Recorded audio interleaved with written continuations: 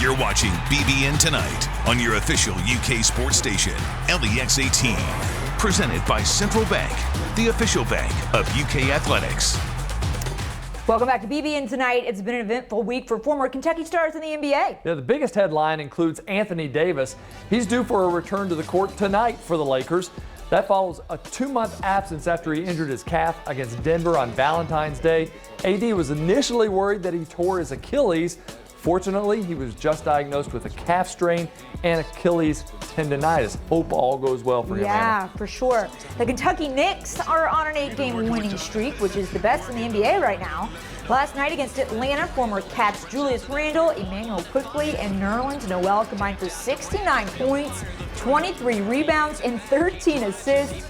Randall's driving layup with 8 seconds left in regulation gave New York a 122-119 lead, but the Hawks answered with a three-pointer and sent the game into overtime. The Knicks then scored the first 10 points of the extra session and went on to win 137-127. Keith, naturally being from Kentucky, I've never had a big allegiance to an NBA team, but it is so fun to watch this team and to watch Julius Randle really shine and get his due this year. I just love watching Emmanuel Quickley with that little floater that he's got that's been so good. I mean, it's just been a blast watching him develop his game in the NBA.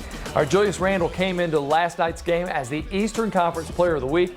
During last week's 4-0 run for the Knicks, the former Kentucky star averaged 35 points, 8 rebounds, 8.2 rebounds, 6.5 assists, and 2 steals. Theo Pinson of the Nets decided to throw a little shade Randle's way during a press conference.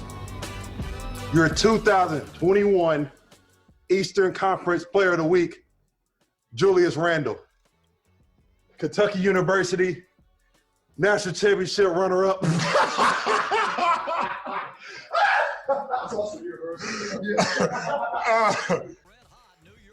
Yeah, that's not kind. That was, of course, Pinson from the 2017 North Carolina team that we don't really like. No, that was kind of funny, though. Theo was at least one guy on that team that beat Kentucky that year, the tournament. He was kind of fun to watch.